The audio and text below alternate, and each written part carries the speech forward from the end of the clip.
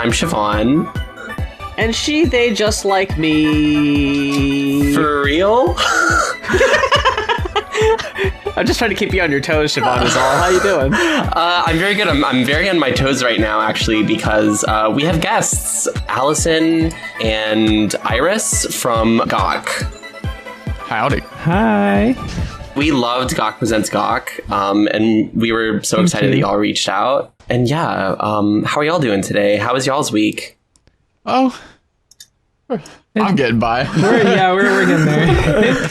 I got off work and I grabbed a burger and ran home and ate it as fast as I can. Iris got here at like 2:52. I was like, "You gonna be ready in 10?"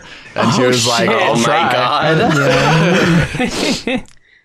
Okay, well, oh my god, thank you for rushing to be on our little show. Oh my god. Of course. We definitely appreciate it. Yeah, thank you so much. Yeah, I mean, it was very serendipitous how, like, I mentioned this on, like, in the comments on the YouTube video for the episode that you did about us, but I was literally just, like, importing CDs into Media Monkey, and it like suggests artwork for like based off the metadata that it finds. And so when I uploaded our album, it like showed the thumbnail to that video, and I was like, "What is this?" And I was like, I asked the band, I was like, "Have any of you guys seen this?" And I was surprised I hadn't seen it yet. Like nobody had sent it to us or anything. So yeah, I was like, like in the video, you're like, yeah, I don't know, maybe someday we'll get him on the show. And I'm like, yes, please, that would be so cool. Yeah. That's awesome. See, I know we're a little reserved when it comes to, like, I guess we'd feel a little weird sending out the episode, be like, excuse me, listen to the discussion we had about your album, maybe. But y'all finding it organically like that is serendipitous, because like we've wanted to have y'all on the show since we listened to the album, but it always feels a little, I don't know what the word would be, but I'm nobody and I don't want to talk to anyone. I'm so afraid of like people just being like, I mean, you're just like, I don't know, this little show kind of thing. I don't know. That's my take on it. I mean, honestly, that's kind of how we feel about our music, is like, we're just like this little band from Boise, Idaho. Yeah. And I feel like we've been lucky a little bit in the sense that our like broader trans community is very online. So it's been nice in that regard to like sometimes kind of chronically spread the word. But yeah. I think a lot of trans music, especially independent stuff, really does catch waves pretty quickly. Just because, like, we're not going to find a lot of representation on the radio, so we are chronically searching, like, okay, what's people out are there, inclined to seek it out.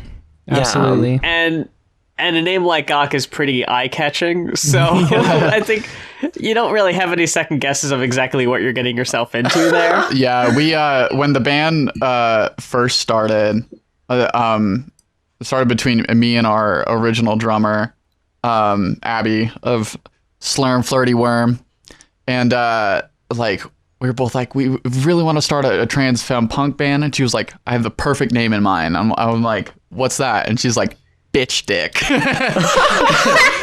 in the end, I think we decided that would be a little bit difficult to market. Yeah, like they got me on board and I was like, you know, I love this. Great idea. One suggestion. Yeah. And even Gock is a little, if I may. Risque, but I people joked a couple years ago. People don't know. The people that do know love don't it. Care, yeah. And, and the people that don't won't, I guess. I always joke that it's like that line in Walk on the Wild Side.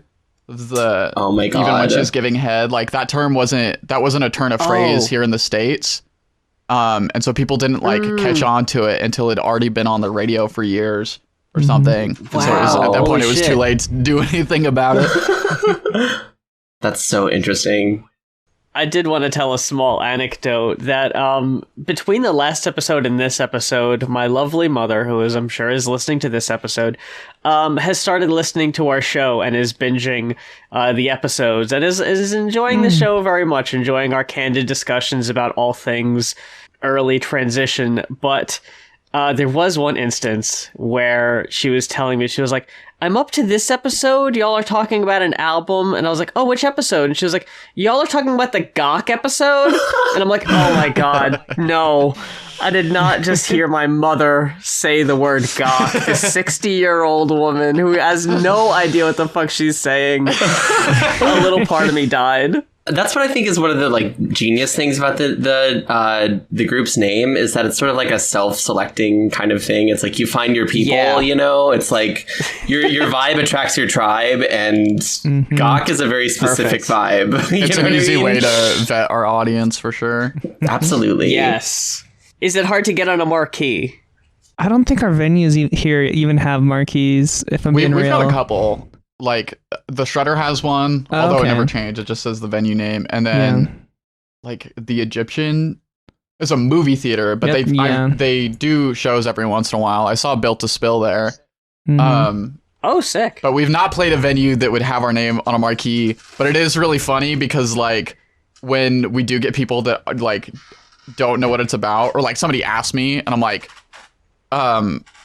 Gock. They're like Gock, like to stare at something, like GAWK, or like I've even gotten Gock like like, and I'm like no, like GOCK, and they're like oh. Or we even had we had a friend before the album was out air one of the songs on her radio show, and she was like, this next song is by a band called Gock, not the gun, like Gock, like, you know, like and she didn't know how to explain it. Yeah. You know, as in never mind. Yeah. Yeah. Absolutely.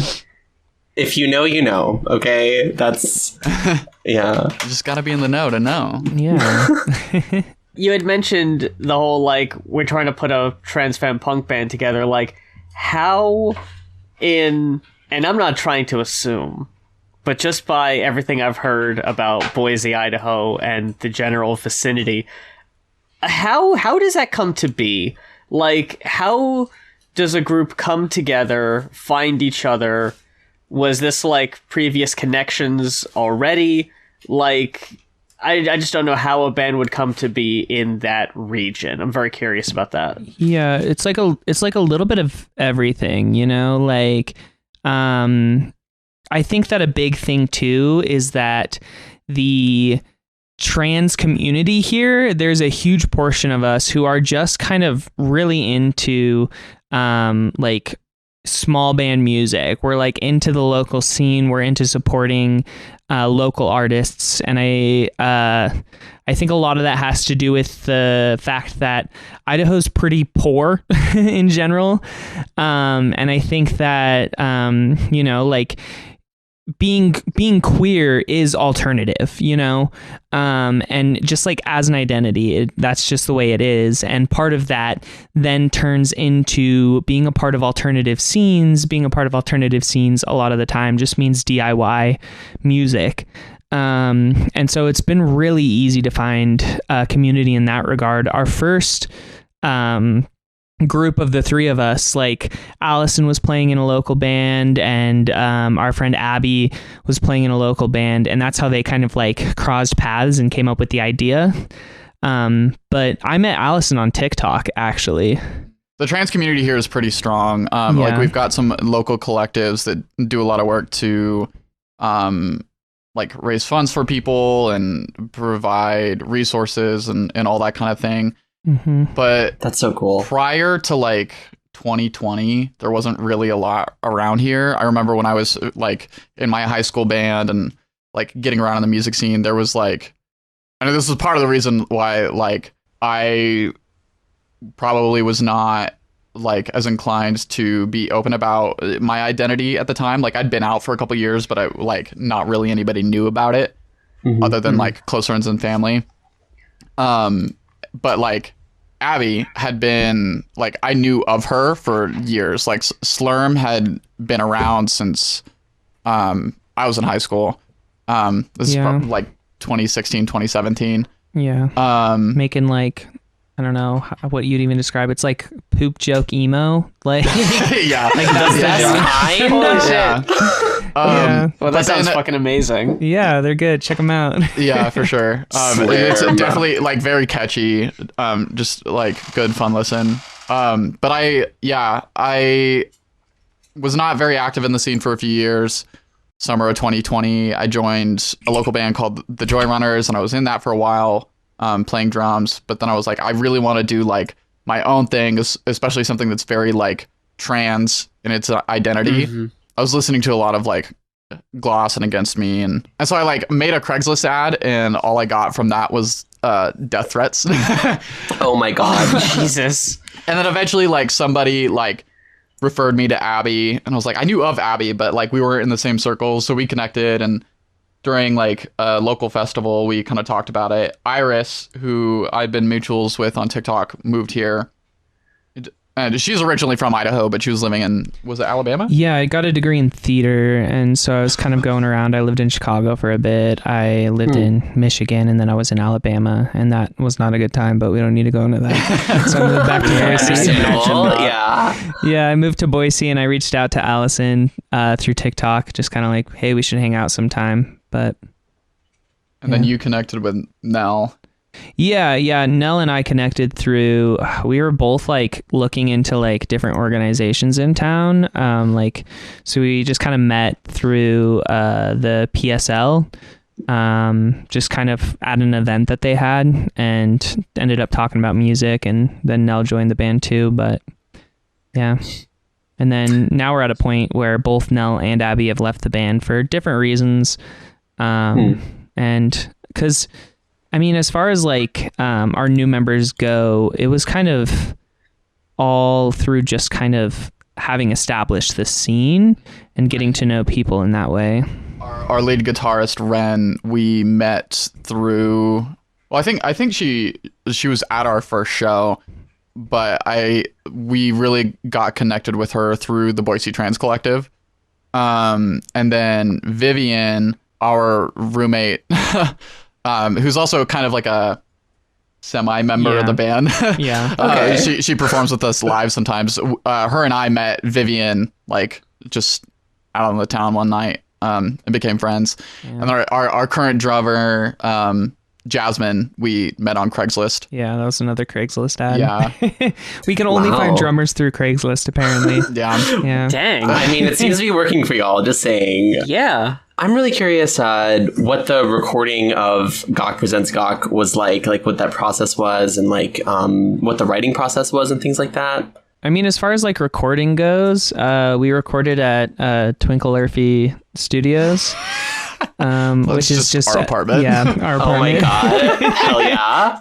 Okay, Allison's so really got a DIY fantastic then. setup. Yeah. Yeah. Well, we started out kind of recording separately. Like our old drummer, one of her other bandmates in Slurm, had a little home studio. She recorded drums there, and then we would all kind of record our parts separately. Mm-hmm. Like Nell recorded their own bass tracks, and then I recorded my guitar tracks, and then Iris would sometimes record with either me or Nell. It wasn't working great. No, it was a little disjointed. The EP that we put out before the album, that was like all done live. Like I recorded and mixed that. And then when we like set out to like record an actual album, we were gonna have Abby's bandmate do it, but then they left the band, so we actually have like a finished version of Dysphoria that never got released. Mm-hmm. Oh, interesting. But we were like, since these two aren't in the band anymore, it feels weird to use those tracks. Mm-hmm. And so we re-recorded everything, but I was like, finding finding drummers is, especially here in Boise, there's like 5 drummers, and they're all in every 6 or fucking 7 band in bands, Boise. yeah. And most of them are shitty men. So like, you know, when you go on like forums or whatever, and you like you tick that drop down menu to like narrow it down to like trans drummers specifically, it was like me and Abby. Oh my god! Wow. So like when after Abby had left the band, like all of the drums on the album are programmed, just because I was like, I want to keep recording this, but I don't want like you know, like a recording space or like finding a drummer or anything like that to be an issue. So we just recorded around that. But when we'd play live, I would play drums. And then when we got close to done with the album, it was like, it's time to find a drummer because we want to do like a big release show where we got like all the musicians involved, like all the people like on trumpet and everything. I was like, I want to play my guitar parts because I was the original guitarist. Like, obviously, Ren is a way better guitarist than I am. She's so talented. Going forward, I'm going to let her like kind of take the reins a little bit.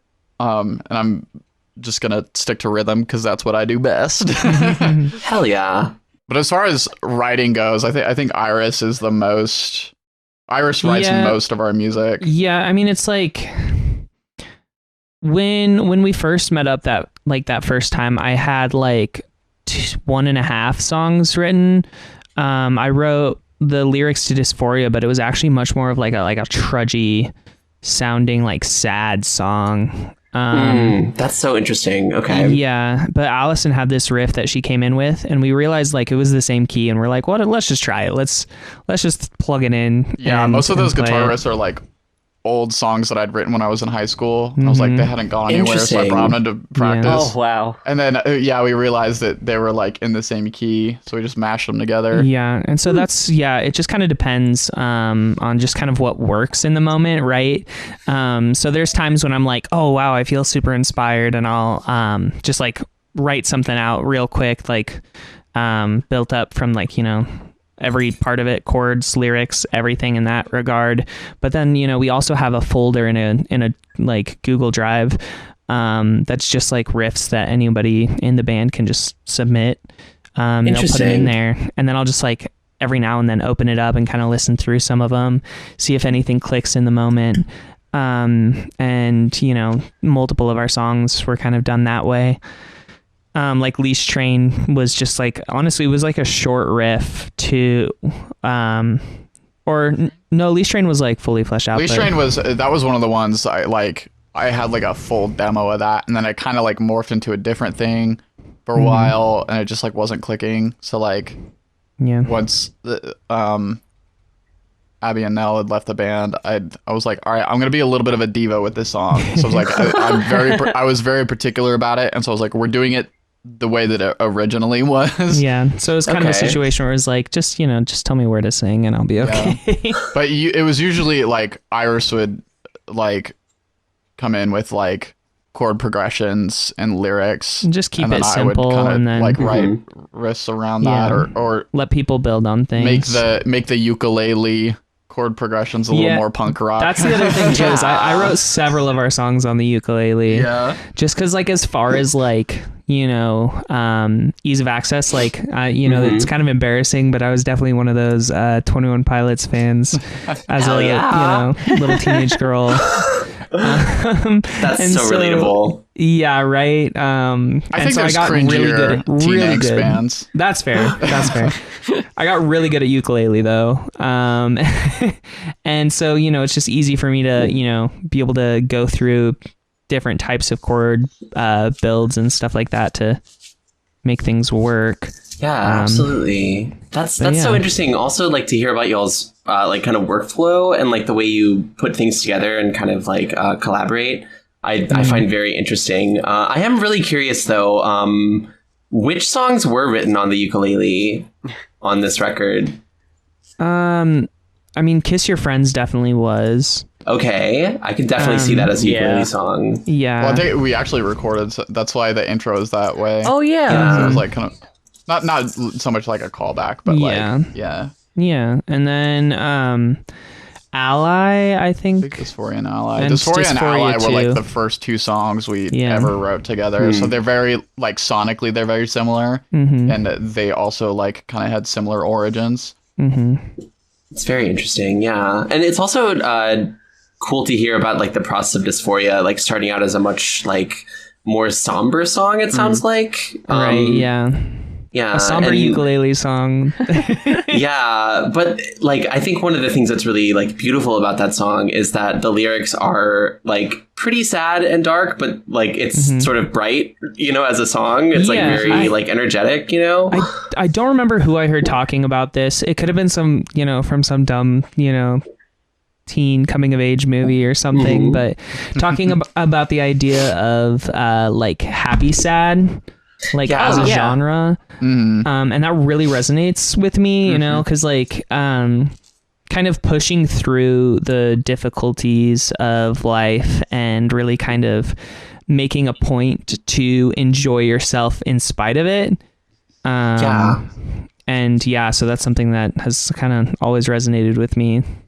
It also, I mean, I say this time and time again, obviously, because that was like one of the earliest songs we had. It was probably like the first to be completed, and it kind of set the tone and the direction that we went with the album, because we started out as just like a scrappy punk band, you know, and then very like garage, and then when Iris and I were recording it, we were like, there's all these things that we're hearing that we want to add, and like just to kind of flesh out the arrangement, because it is very like the original version is very like bare bones, and so we had like a friend come in and record trumpet, we had a bunch of our friends do gang vocals, a little squeeze box that Allison found at a garage sale. Cute. And on there. So yeah, then it went further than that. We brought a friend in for saxophone, for harmonica, like all this stuff.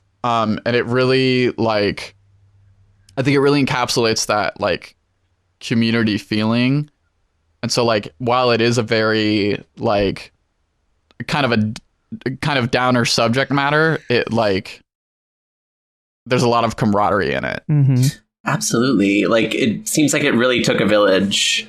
Yeah, that for We're sure. a Sad Collective line definitely comes across like we can all relate to this shit. We're all singing along to this shit. Like, I think I mentioned it during our Transgenders for Your Blues episode, where me and my partner were leaving a punk show, and I put that album on, and then like 3 songs in, I was like, oh yeah, that's right, I forgot, this album's really fucking sad. But you almost get, I don't want to say numb to it, but it's like, yeah, these are just things we've come to expect. These are just parts of the experience, for better or worse.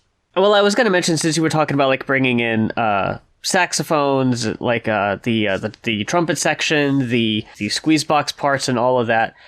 Something we mentioned in our discussion was that the album was extremely ambitious and diverse in sound.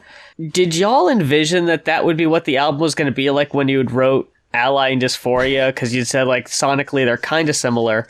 Or did you see it branching out into different genres? You know, I think it's just the ADHD, if I'm being 100% honest with you. That's fair. It's just kind of whatever feels like fun in the moment. And I think that's just kind of how we've kind of taken everything with this band, is just kind of letting it happen the way it does, like putting our heart and our soul into it. But at the same time, it's all just about having fun. Yeah. Absolutely. A lot of those guitar parts were very like Green Day inspired, or like one of you mentioned that Ally sounds a lot like Damn It, which I really didn't know until like I started playing that when we wrote that song, and Abby was like, that sounds a lot like Blink, that sounds really Blink, and I was like, fuck, well. But yeah, it was like, it's funny though too, you like called out a lot of the inspiration behind the album. The Pick Me riff, people always say that sounds like Sum 41 too. Yeah. I mean, it's punk, so it's like, sometimes it's, you know, anyways. It's a pretty narrow set of like, it's like not, sonic ideas. We are definitely not breaking new ground. We're a fairly derivative band sonically. It's the subject matter for sure that like it sets us apart from every other, you know, suburban cishet white man punk band. But y'all have a lot of fun with it though. I think that's like one of the reasons why I compare it to Blink, is because it like Blink songs always sound like they're having a good time, and a lot of these songs sound like y'all are having a great time, which feels good, you know? It's a powerful thing. So there's definitely like a combination between all of us just being kind of like spazzy and liking to goof off and just like, what if we did this? What if we did this?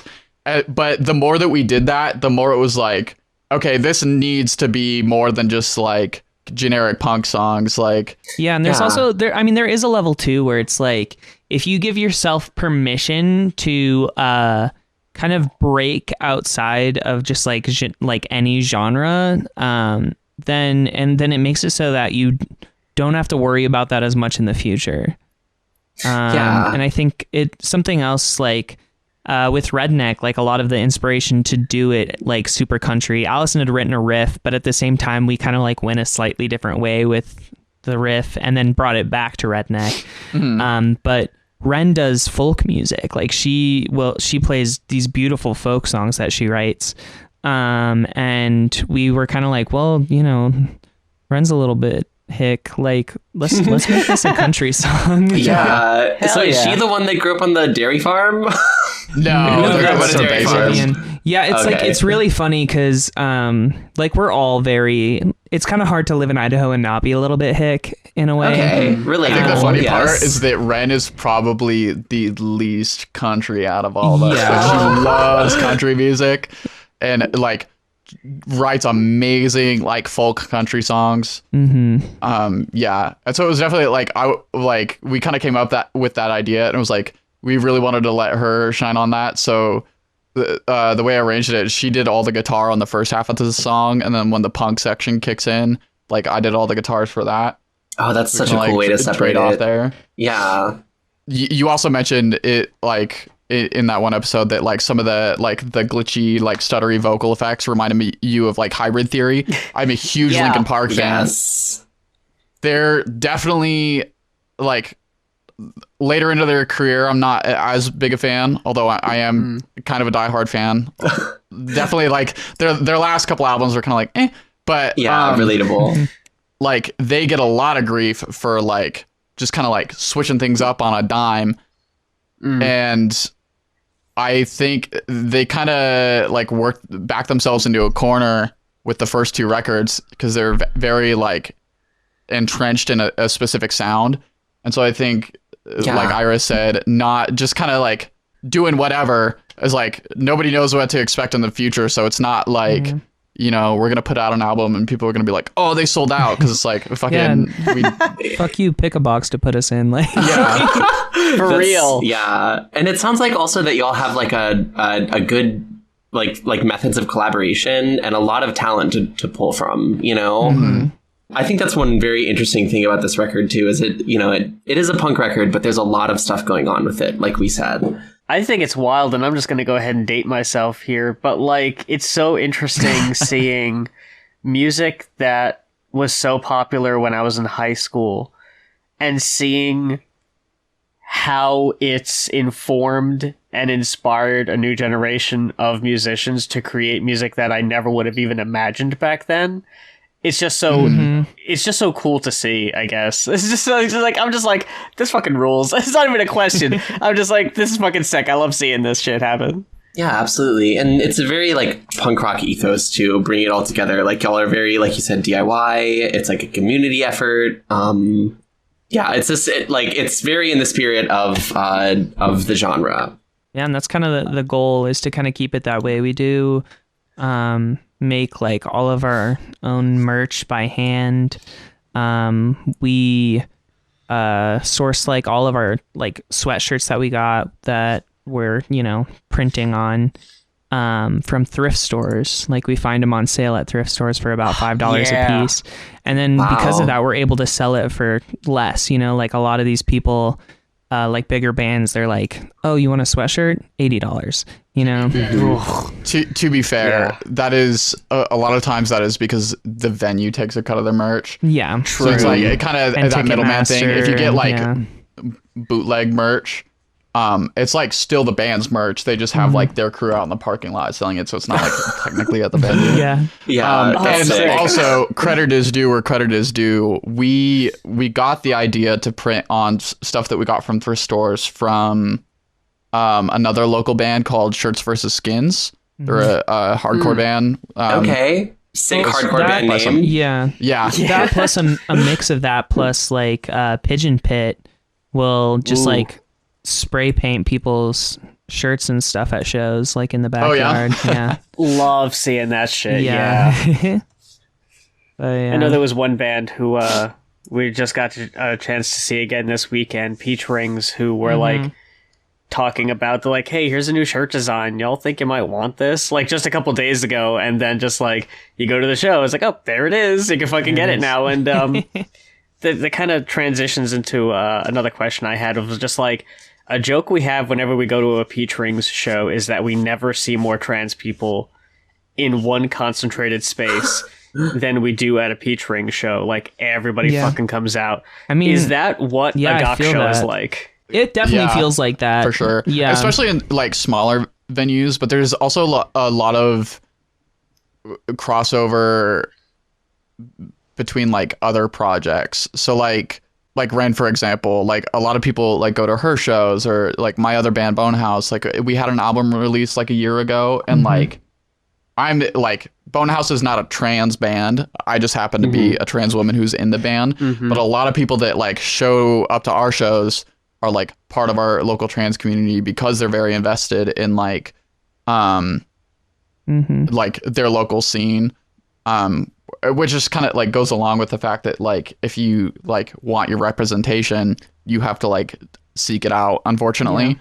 And it's really cool too because like we aren't the only like fully trans band in the area now. Like not anymore. Yeah, we kind of were for a minute. There was a couple other bands that had like Drops of Honey, Dreams of Blight.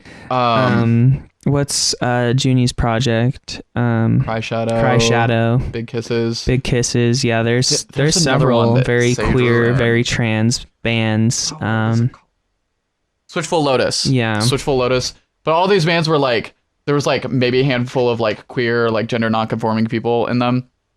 But then like, I think part of it is that like since then, people have come out. So those bands that were originally not like all trans are all queer and gender fucked now. Oh yeah. Or like people have like really built a lot of community over the last couple years and have found like common interests. Like Cry Shadow is a ska punk band.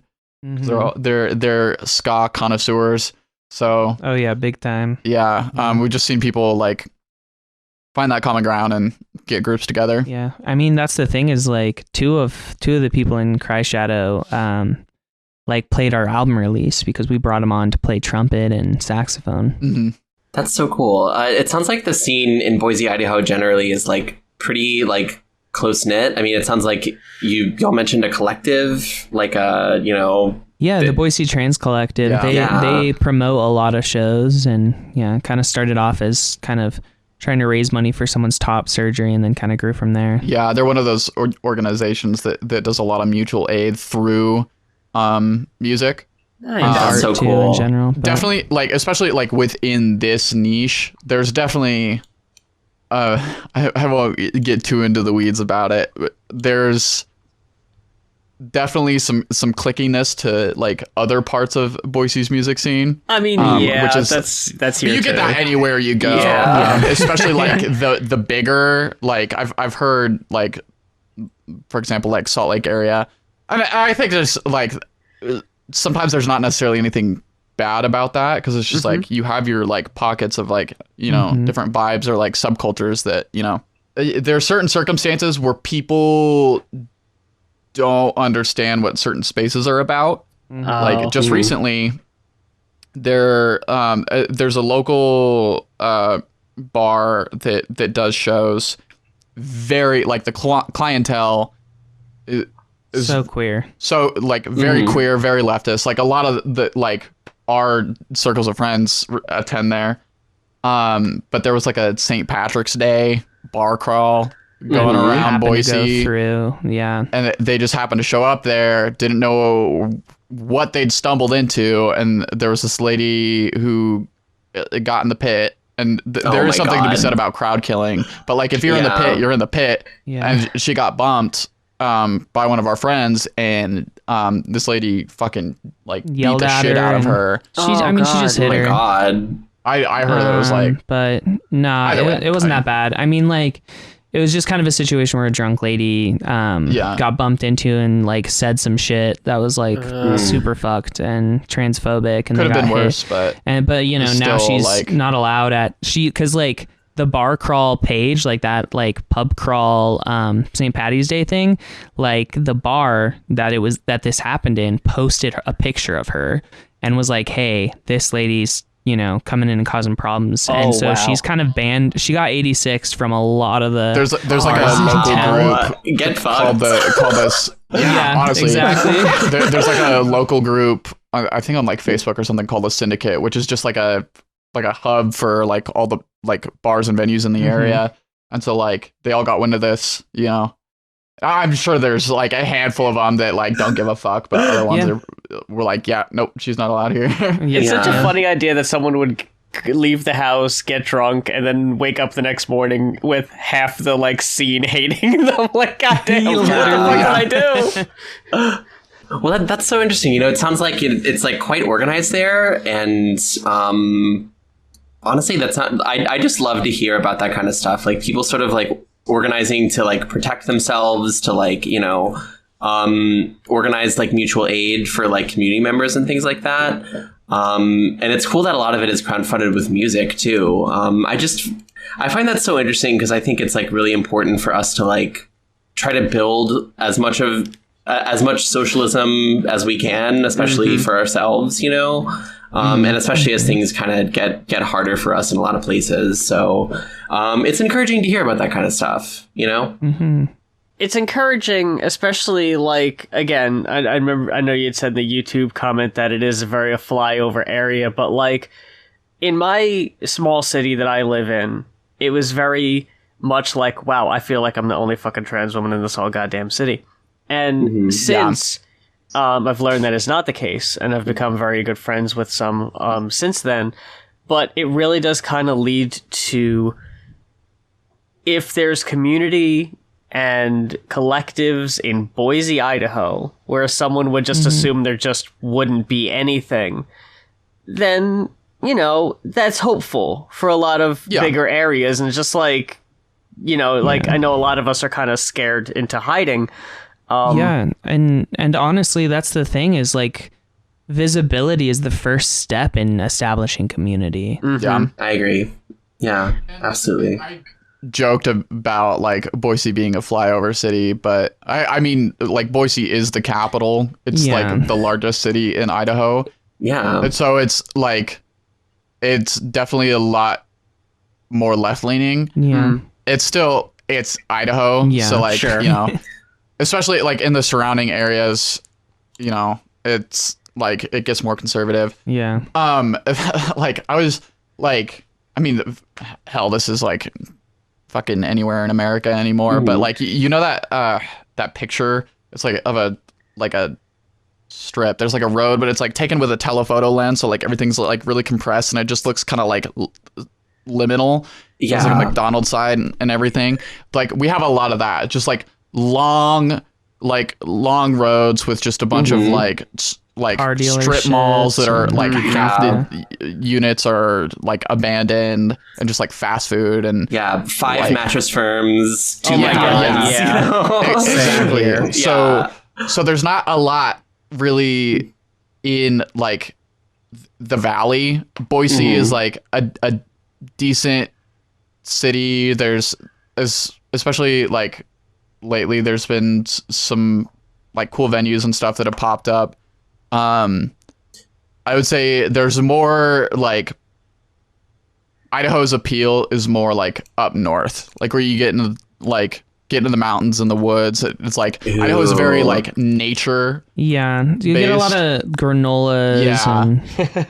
Yeah. Like even the queers here love to Come our check queers it out. love their Subarus and their dogs and their hiking. Grew up camping and hunting and fishing. I mean, don't get me wrong. Like I grew up like kind of out in the boonies, but I'm still like I guess, get me wrong, I'm a city girl. Yeah. But I like a little bit of outdoorsy stuff, but I'm not. Yeah, Idaho is not really my vibe. No, I totally relate to that, and also like I'm from Texas. I went to college in Lubbock, Texas, which is a pretty like small little city, but it was still like the biggest city for like 300-400 miles in any direction, and there were like a ton of queer people there. A lot of trans people too, and I just find it so interesting that like and also an important piece of advice for like trans women out there in rural areas, like cities are where your people are, and like we tend to cluster up and form like communities to like protect each other in those places. It's really easy too in that regard. Like a lot of people, you don't want to leave what you're familiar with, right? Mm-hmm. Yeah. Like there's a lot of wanting to be around what you know. So it's pretty simple. If you want to just pull up like, I don't know, a voting records map and just like see where the blue dot is. Yeah. Just go there. Literally. And that's kind of what Boise is in Idaho, is just kind of, it's like, what Portland is in general to the trans community, like that's what Boise is in regards to Idaho. I did want to ask about another thing that you'd mentioned in the comment. The skit at the beginning of the album was from a YouTube video that Iris made back in the day. I don't know how much you want to talk about that, but I did find that interesting. I will absolutely talk about it. We would have included it if you were comfortable with it.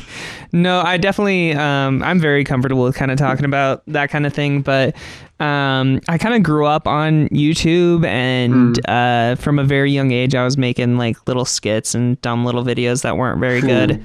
But high school, I made a YouTube channel with some friends. It was called Team Booty Productions. You can go out and find it if you want. Oh my God. Okay. But I came back from college the first year or whatever, and we were making some videos, and I was like, I have an idea. Like, what if I just go out and throw some dirt on my face and call it an all natural makeup tutorial? Oh, wow.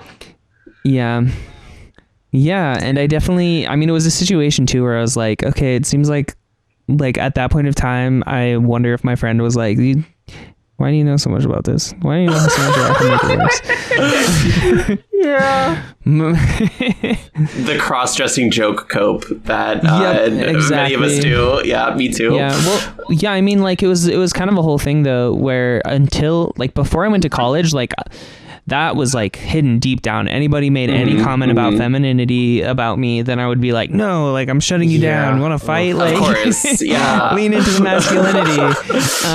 Tear my shirt off. You want to go, bro? Come on, put your hands on me. Put your hands all over my body. Oh my God. Going to school for theater though really kind of opened me up in that regard. But that's just genuinely this skit. It just started out, I just thought it'd be funny to play this character named Chad. He was just like surfer bro type of dude, and just like, I'm Chad. Welcome to my all natural makeup tutorial. I know what you're thinking. Chad, you're a guy. And it's like, well, you're 100% correct. I am. I'm gonna stop you there. Yeah. Like Ira showed me that, and I was like, we should use that. Yeah. And I was like, I just like put it in. I put it at the beginning of the song. Because I had totally forgotten about it. Like that was like 7 or 8 years ago for me. And so it was just kind of a funny situation where I was like, oh, let me look back at this old channel, because it's nice to kind of look back and remember stuff. And I like played that video, and I had to stop it and just laugh. Like I'd die laughing. But yeah, it's so funny, and it's so perfect to introduce like the record and specifically that song too. It's like flawless. It's like so serendipitous, I think. There's a lot of kind of like audio that we had pointed out, like between the songs and at the end of songs. Some of it's not as easy to make out. And I just didn't know if that was like studio banter or stuff that was like purposely recorded for the album. Like I forget which song it is in particular, but there's like a good bit of like dialogue at the end of one of them. Weird talking and kind of in there. Yeah. I know what you're talking about, because when you brought up the skits and like the audio clips, I was kind of surprised you didn't mention. There's one in particular. It's at the end of Leech Train Patriot, which is about like just macho dudes like who think that they're like alphas or whatever, and in reality they're just like getting played by the system. Yeah, they're just lapdogs. Yeah. When Ren and I were recording guitar for that, we happened to pick up some radio interference that day. Yeah, and it was like of a sports channel, and so like the audio in like during that like build up in the middle of the song, is like this guy's like, they lost on Saturday, like what a disappointment, like like just being angry, saying the football team's not being tough enough or something like that. So it was like, this is like, I was like, I hit record, I'm like, we gotta use this for something, and then like it cuts to commercial, and like I didn't know what it was for the longest time. It was something about like low testosterone, Oh my god! I was like, that's so. I was like, it was one of those things. I was like, as we're making this record, I'm like, this is fucking meant to be. And it kind of lends itself to like the gravity of like I mean, I don't want to like be like, oh, like this record's so important, but like the whole time we're building this, I'm like, I'm finding so much value in like all the community, that we're building around it, and like other people's connections to it. And so it was just one of those things. I'm like, it was like a sign to me. I'm like, this just goes to show how fucking important this is. And then like months later, I'm a delivery driver, so like I spent a lot of time on the road, and I got a new car, and it was an older car, so it didn't have like an aux port or like and I didn't have like a Bluetooth like radio transmitter or anything like that. So I was like listening to like CDs on the radio a lot at the time. Hell yeah! And the fucking ad comes on. So it was a fucking. Not eugenics, Nugenics. Nugenics? Oh, yeah. I mean... I was like, yikes. I mean, it kind of makes sense that they're that close together, but also, like, nobody in that fucking marketing team was like, oh, maybe just think of something else. It's a wink, but that's so funny. But also, like, I think a lot of those skits and that one too, and also hearing about a lot of these stories, just it's like clear, like y'all were having a great time making it, and that's just like, I don't know. I love an expression of like joy in a record that also has like a lot of like very challenging like feelings that we all kind of experience. It's. I don't know, like this record is like it's much easier for me to put on and listen to than some other music that we've discussed on this podcast, including sometimes transgender dysphoria blues. Yeah, just because it's like it's like fun, and it also has those moments where you can kind of reflect on like some of the feelings that you have, but like fundamentally, I think it's like an uplifting work, which I really appreciate.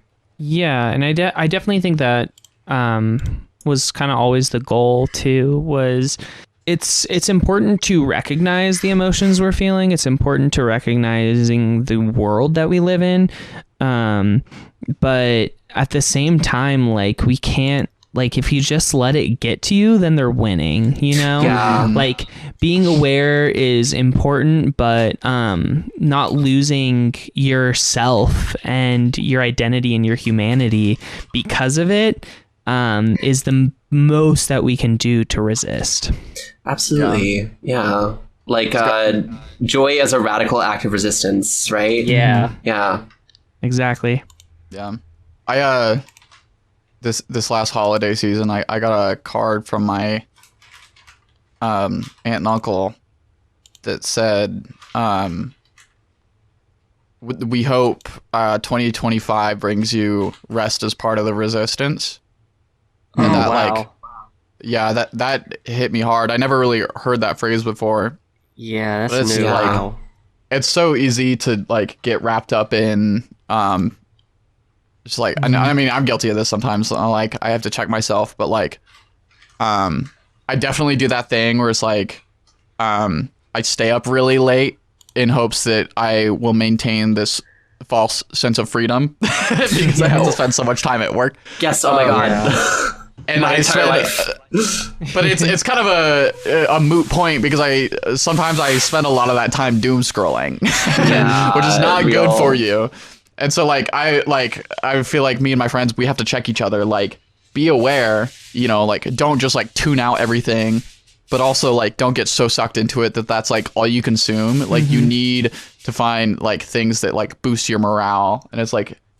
Yeah. Like you have to find the things that bring you joy because God knows we need it right now. Focus on what you can do, not what you have no control over. Yeah, absolutely. Yeah. We can all be, alive for the glory of love. Am I right? Love that. I wanted to ask about a couple songs on here because I keep going back to when you say like Dysphoria and Ally kind of being the jumping off point. The way this album ends is so incredibly fascinating to me because it couldn't be more different than how it opens. You have, both Dysphoria and Ally deal with some very serious topics, kind of in more of a playful, the whole happy, sad kind of thing we were talking about before. But Manifest and Change Your Mind with the nice little respite of Kiss Your Friends in the middle, just to keep you just keep to remind you that we're still having fun here. Here's a little break. These two songs are so fucking heavy and loaded. I love them so much because when we were discussing them on the pod, even it's almost a little gray area as to what it could possibly be referring to or who it could possibly be referring to.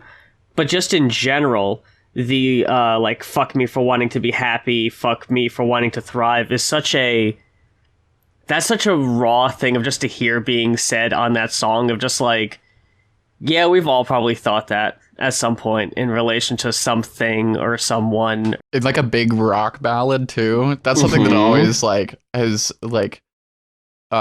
it kind of tickled me about that song. Is it like the first line of the chorus to this I kind of joke that it's like trans Freebird. The first line is "fuck me." It's just Hell yeah. So like the sound of the song is very is kind of a divergence from the rest of the record, but that kind of like playfulness, but like paying attention to like how fucked the world is while still bringing in some joy is there. Yeah. I mean, if you think about it, the beginning of the album it starts the energy is really light and upbeat, but the topics are very dark and real, and then it kind of that kind of darkness starts to take over as we turn through the album into Leash Trained, into Pick Me, right? And we have those kind of perspectives, but it's almost as if the Manifest is kind of that turning point of perspective, like that reaching of rock bottom and that kind of turning of your focus from being angry to if you're looking at the words of it, fuck me for wanting to be happy, for wanting to thrive, and then it says, may the future grant these few things for me. That's the hope that keeps me alive. Right. Yeah. And so kind of recentering yourself, refocusing your perspective, and taking that and moving forward. And it kind of continues on. I do think of Change Your Mind and Manifest as kind of spiritual sisters. Absolutely. In that way. And how they're connected in that way. Whereas Manifest is kind of how the world is making me feel. Change Your Mind is how I'm choosing to feel in spite of the world. Sonically, I feel like the album is very in line with the progression of coming out and then finding your way into the world, because when you first come out, it's a relief and it's very exciting, but at the same time it's jarring and scary, and so there's just all these sporadic changes in the music, which I think kind of go in line with that, and then it gets angry and sad as you just kind of come to grips with everything that you're facing. when you find that community and that strength, and you start to find hope. Yeah. And that's where you get into the later stuff, like Kiss Your Friends, Change Your Mind, like all about like love and, joy and happy, like, just existing as who you are. Yeah. And love it, and like loving yourself in spite of the way that the world makes you feel. Yeah, I think that's a very powerful message, especially to end the record on, and to have it like sort of take that shape as like an overall work. That's very, very interesting. Change Your Mind and Forgetting Sarah Michelle Gellar were the first 2 songs that we'd written with the new lineup, which is another big part of why they're kind of tonally different. From the rest of the record. Okay. It was also, I feel like Change Your Mind in particular, it had been a while since we'd like written anything. And obviously like a lot can happen in like a year or so. And like if you like value a lot of different genres of music, like Iris does, for example. Iris, you definitely have a broader taste in music than I do. I just listen to a lot of like shitty divorced dad rock. But hell yeah. Like you were kind of going through that kick. You were like really into the Midwest emo at the time. And so that's definitely where that like how that kind of came about. Yeah. And that was actually because I was on drums at the time, and because I was like kind of focused on producing the record. And Ren and Vivian hadn't really had much of an opportunity to like write anything yet, because they were just like learning all the songs that we already had and recording those. I think I play a little bit of acoustic guitar on that. Other than that, I don't play on that song. But I mean, at the same time, like before we recorded it, when we were figuring it out, like we kind of were in we were in a practice space that was way too small. We accidentally rented the wrong practice room, and it was a practice room, not like a practice space. Room 1 at the Hive? Yeah. I only ever remember being in that room with Abby and Nell. Like no, a long time we were ago. in it with get stuck in there. Yeah, we were in it with Ren, because Ren booked it, and then Vivian wasn't even there that day, but we were just kind of there, and I kind of came to him with this idea, and so we kind of worked through a little bit of Change Your Mind at that point, and Allison like came up with that kind of drum beat that I remember this now. Yeah, breaking away from like the 4/4 type of beat and stuff. And I don't know, which I don't consider myself like much of a chops drummer. Like I'm like maybe like intermediate, however you want to define that. So like having it, I mean, it's still in 4/4. It just kind of is like has this weird syncopation to it. But I think like it's a testament to like how well you had written the song, because it was so natural to play it that way. Yeah, I was like, it wasn't like, I feel like I have to fucking practice like polyrhythms or odd time signatures or anything to like really know what I'm doing here. Yeah. It was like, part of that also, like I learned a lot about music. My dad's a pastor. I grew up in church, and I learned a lot about music from like worship team, like in doing that. And so you can kind of get that vibe in songs like Change Your Mind and Manifest, of like, oh, this kind of feels like a worship song a little bit. Yeah, that's cool. Except I'm God. Yes. Yeah. God is a woman, and she has a massive dick. Oh, wow. Okay. God, Allison getting too comfortable on the mic over here. Iris mentioned being a pastor's daughter. I'm the only one in the band that like doesn't have some kind of religious trauma. Right. Shit. I'm a little bit of I've got a bit of a potty mouth. Yeah. Well, I mean, we all kind of do. So, but yeah. Yeah, well, congratulations on that, because I think many of us are suffering. Yeah, dodged a bullet there. I have like I think 2 final questions for y'all, if you don't mind.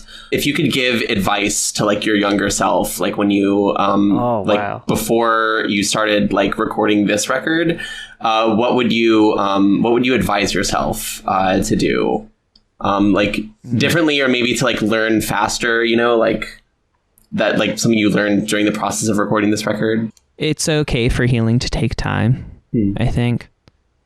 I feel like we jumping into this project pretty soon after I moved back to Boise. I kind of was doing a lot of healing from a lot of stuff that was going on.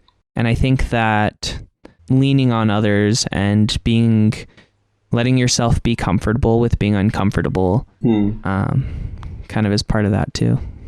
Got anything to add, Allison? Yeah. I don't know. Sidechain your bass to your kick drum. I don't fucking know. Like, hell yeah. It's helpful. I kind of knew she'd say something like that. Those are also important lessons, though. I want to know. You know? Yeah. I was like one of God's great mysteries. How do you control the low end? Yeah. To like very like targeted boosts in the low end, separate from like boost the bass in the like the key of the song, or like on specific notes, but then like duck or like boost the kick drum in between those notes out of the keys, so they like separate. Yeah, I kind of like that we gave you a very lyricist answer and a very producer answer. That's it. Yeah. Absolutely. Those are our primary roles. So yeah. Yeah, I was kind of hoping to capture that, so that's perfect. If it was like a project that I had like had more input in like the writing and the lyrics, I probably would have given more of a like sincere answer. But that was not my role. When does Allison ever give sincere answers? You want some advice? Don't use bagged enemas if you're bottoming, because they use saline, and saline is a laxative. Oh shit. Okay, yeah, I probably should revise my strategy then. Oh no. Jot that down. Yeah, well, on that note, my final question for you is, do y'all have anything to plug, and what's the band got going on now or next?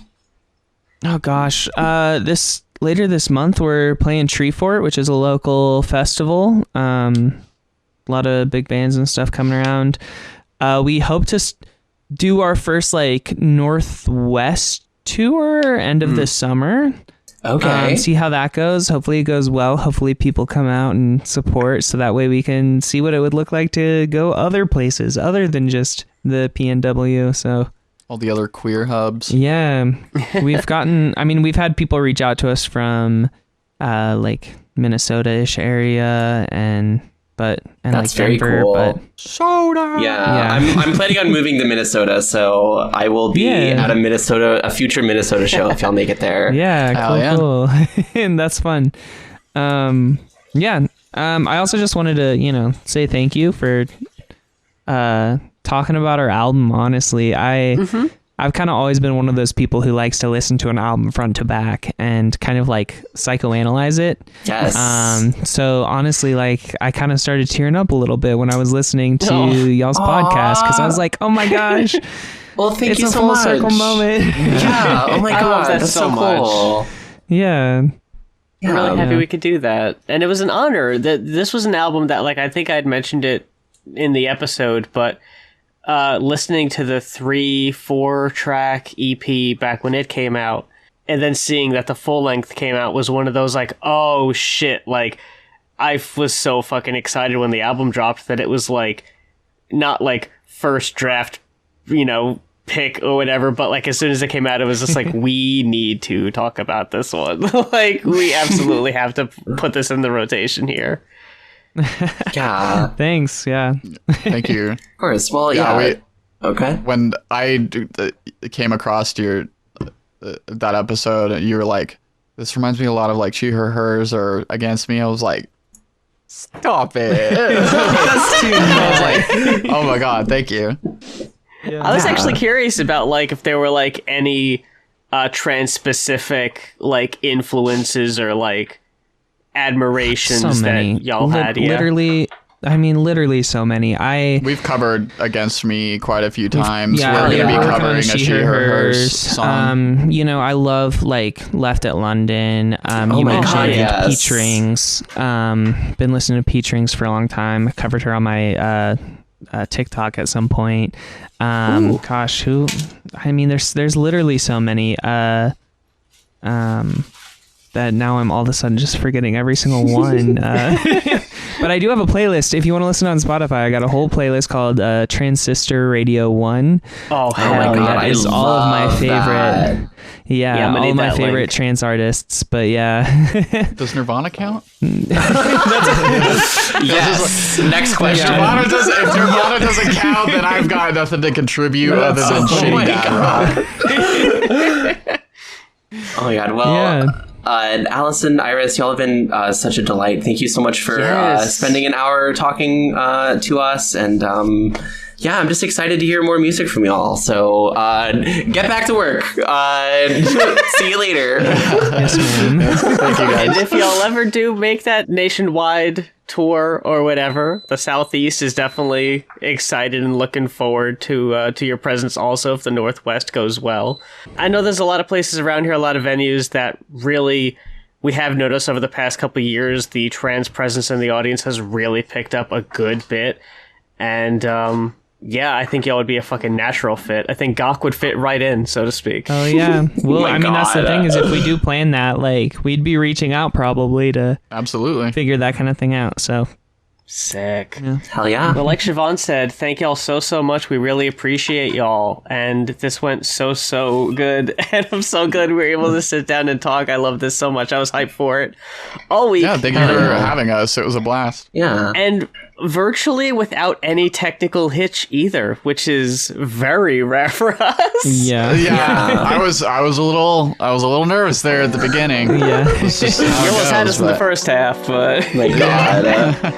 Well, stay strong, bitches. Stay strong, bitches, and you as well. Talk to y'all next time. Thank you again. Live long and prosper. The theme song for She, They Just Like Me For Real is performed by Stella Dolce. You can follow Stella on TikTok and Instagram and hear her music across all major streaming platforms.